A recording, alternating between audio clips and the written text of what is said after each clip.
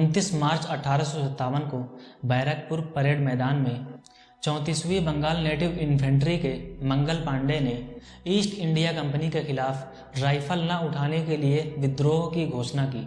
जब ब्रिटिश अधिकारी जांच करने के लिए गए तो मंगल पांडे ने उन पर गोली चला दी, जिसके लिए मंगल पांडे को गिरफ्तार कर लिया गया और 8 अप्रैल को फांसी दे दी गई। लेकिन मंगल पांडे की फांसी से बैरकपुर सिपाहियों पर तो नहीं बल्कि मेरठ पर इसका असर दिखाई दिया। असल में हुआ ये कि 10 मई 1857 को मेरठ के लगभग 90 सैनिकों ने राइफल को उठाने से मना कर दिया, जिसके लिए अंग्रेजों ने उनको सजा दी और 5 सैनिकों को फांसी पर चढ़ा दिया। बाकी 85 को 10 साल की सज़ा सुनाई गई। मतलब अंग्रेजों ने पूरी कोशिश की इस छोटे विद्रोह को दबाने की और उन्हें ऐसा लगा भी कि सज़ा देकर वो विद्रोह को दबा सकते हैं। लेकिन असल में होता इसका उल्टा है। सिपाहियों के बीच गुस्सा और बढ़ता है और वे जेल तोड़कर दिल्ली की तरफ कूच करते हैं। दिल्ली पहुंचकर वो आखिरी मुग़ल शासक बहादुर शाह जफ़र को फिर से एम्परर ऑफ हिंदुस्तान का दर्जा देकर विद्रोह का नेतृत्व करने के लिए कहते हैं। वही बहादुर शाह जफ़र जिसे ईस्ट इंडिया कंपनी ने सिर्फ पेंशन पर पाल रखा था। सिपाहियों ने बहादुर शाह जफ़र को मनाया, जिसके बाद दिल्ली की लोकल इन्फेंट्री भी इसमें शामिल हो गई और अंग्रेज ऑफिसर को मारकर शहर को सीज कर दिया। जल्दी ही दिल्ली इस बड़े विद्रोह का केंद्र बन गया और पूरे बंगाल की सेना इस विद्रोह में शामिल हो गई। बंगाल के साथ साथ अवध, रोहिलखंड, बुंदेलखंड, लगभग बिहार, ईस्ट पंजाब और लगभग सेंट्रल इंडिया इस विद्रोह में शामिल हो गया। यहाँ तक कि अंग्रेज़ों से परेशान नागरिक और किसान भी जल्दी ही इस विद्रोह से जुड़ गए। लेकिन कभी भी इतना बड़ा विद्रोह किसी एक वजह के कारण नहीं शुरू होता है, उसके पीछे बहुत सारी वजह होती है और इस विद्रोह के भी शुरू होने की बहुत सारी वजह थी, क्योंकि अंग्रेजी सेना में भारतीय सिपाहियों के साथ भेदभाव किया जाता था। उन्हें वेतन भी कम दिया जाता था और उन्हें अपने मालिकों से लगातार शोषण का सामना करना पड़ रहा था।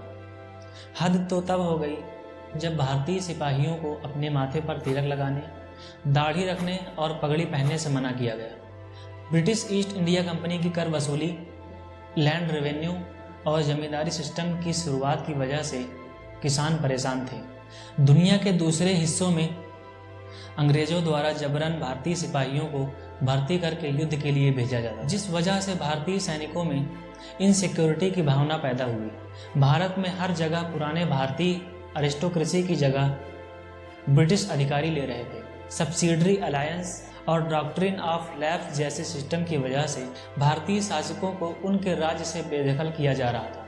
इंग्लैंड की औद्योगिक क्रांति की वजह से मशीनों ने भारत के तैयार माल की वैल्यू घटा दी, जिस वजह से सदियों से चले आ रहे भारत के विदेश व्यापार को नष्ट कर दिया गया, जिसका नतीजा सिर्फ ये निकला कि भारत सिर्फ कच्चे माल का एक्सपोर्टर बनकर रह गया।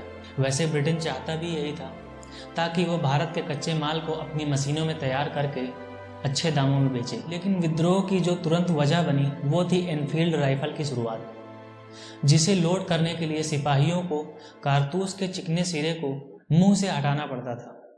लेकिन जब सिपाहियों को इस बात का पता चला कि वो कारतूस का चिकना भाग किसी और चीज से नहीं बल्कि गाय और सुअर की चर्बी से बना हुआ पदार्थ है, तो सैनिकों के अंदर आग लग गई कि ये गोरे तो खुलेआम हमारी धार्मिक भावनाओं का मजाक उड़ा रहे हैं, क्योंकि गाय का हिंदू धर्म में दर्जा माँ के बराबर होता है और मुस्लिमों के बीच सुअर को अच्छा नहीं माना जाता है। अवध के नवाब वाजिद अली शाह की पत्नी बेगम हजरत महल अपने बेटे ब्रिजेश कादिर को अवध का शासक बनाना चाहती थी, जिसके लिए वो 4 जून 1857 को इस विद्रोह में शामिल हुई और लखनऊ की रेजिडेंसी को सीज करके वहां के रेजिडेंस हेनरी लॉरेंस को मार दिया।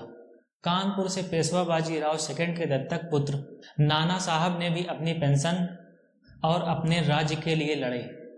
बरेली से 82 साल की उम्र के खान बहादुर खान, जो मुगल साम्राज्य की तरफ से रोहिलखंड के वाइसरॉय थे, जिन्हें ब्रिटिश पेंशन दे रहे थे, लेकिन अब इनके अधिकारों को खत्म करने की वजह से वो अपनी 40,000 की सेना के साथ इस विद्रोह में शामिल हुए।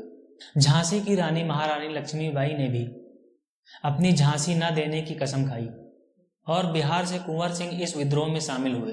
1857 में हुआ विद्रोह भारत के इतिहास का सबसे महत्वपूर्ण और पहली आज़ादी की लड़ाई थी। सिपाहियों के विद्रोह से शुरू हुआ यह संघर्ष भारत की आज़ादी का पहला कदम बना।